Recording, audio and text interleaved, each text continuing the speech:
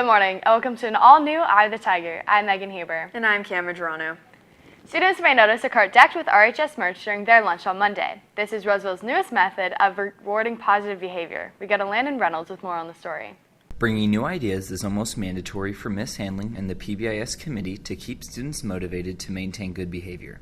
After careful consideration of many different options, they decided to get a mobile roar store that can be moved around for the convenience of students. Last year, the PBIS team was trying to figure out how to better reach more students with the roar items. Someone suggested having a mobile store, and I just ran with it and was brainstorming ideas of how to get it out. We had talked about a sports wagon, and I came across a shopping cart, and I thought this could be brilliant. Miss Handling is taking initiative to advertise for the cart to aware students of its purpose.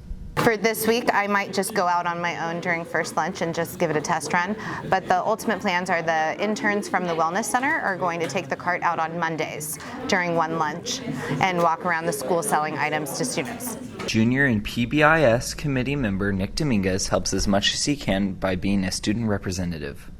I just think the biggest thing that needs improvement and that we're actually working on right now with adding the cart for the Roar store is making sure that Roar Bucks are worth something and teachers do hand them out to students. It's a great incentive that we just need more in circulation so students can feel good when they get them and reap those awards that they receive for following the Roar code.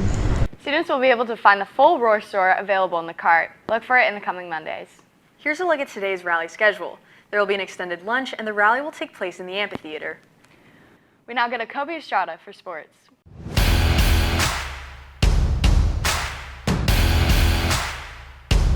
Good morning and welcome to this Friday's edition of EOTSN. I'm Kobe Estrada.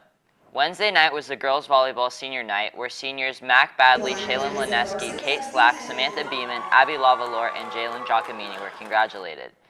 The team won with a score of 3-0 against Inderkum, resulting in a playoff spot. To start off the game, Shaylin Lineski receives a serve and passes it to setter Sam Beeman. Beeman hits Mia Santos for an easy kill on the outside. Later in that set, Emma Walker passes a free ball over the net to Inderkum, and Cal Poly commit Kate Slack blocks the failed attempt of a free ball by Inderkum. Starting with a serve from Slack, Inderkum receives the serve, and their hit is blocked by Alyssa Nelson.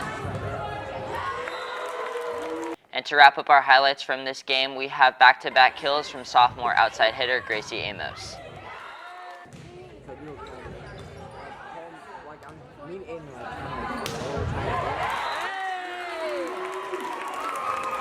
And in other sports news, football plays tonight at Bella Vista in hopes to spoil their homecoming game.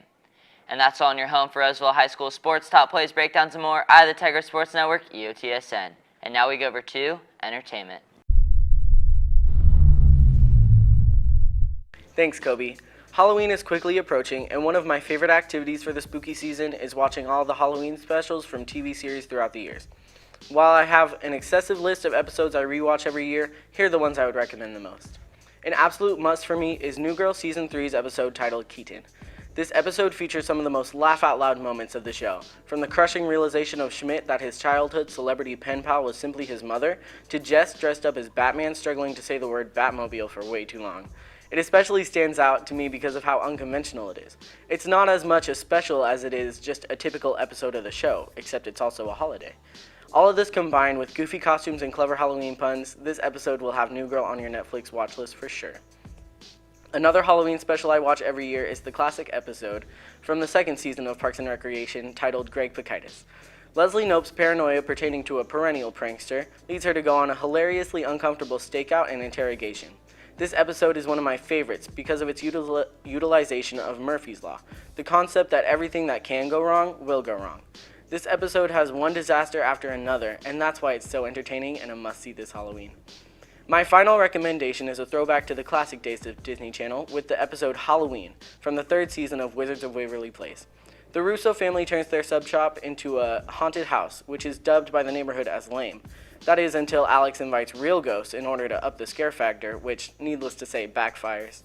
Halloween is the perfect holiday for this show, as it is constantly bringing monsters and magic into their world, so it only feels right that the characters take Halloween to the next level. I always enjoy this episode this time of year, and it is sure to give you goosebumps as well as that feeling of nostalgia. For my complete list of must-watch TV Halloween specials, check out eyethetigernews.com or visit our Twitter at EOTArts. And now we go back to news. Thanks, Ben. In other arts and entertainment news, the final shows of Great Gatsby are tonight and tomorrow at 7. Tickets are $10 regular admissions and $8 with an ASB card. During a recent field trip with Roseville's older generation, RHS students unearthed the town's hidden history. This past Wednesday, Rose Club traveled to the rail yard with senior members of Roseville, where they were greeted with an unforgettable history lesson. So I get to not only learn more about Roseville and its main brain, you could say, where it all started, but I also get to bond with the elderly. Rose Club member Mark Bonar believes that the experience helped him connect with members of an older generation. Well, I got to hear their stories. The guy I'm with went to Vietnam. He talked about how he traveled across the world, and I got to hear his experiences firsthand. Some community members, such as Don Gould, have a deep attachment to Roseville due to years of family history. Well, I grew up in Roseville, so the railroad was always a big deal. I mean, all of my friends worked for the railroad, their dads did. You kind of ought to know about where you grew up or where you're living. It's kind of neat. Rose Club plans to host another collaborative community event in the spring. And that's it for us today on Eye of the Tiger. And remember, we're always on eyethetigernews.com. See you next time.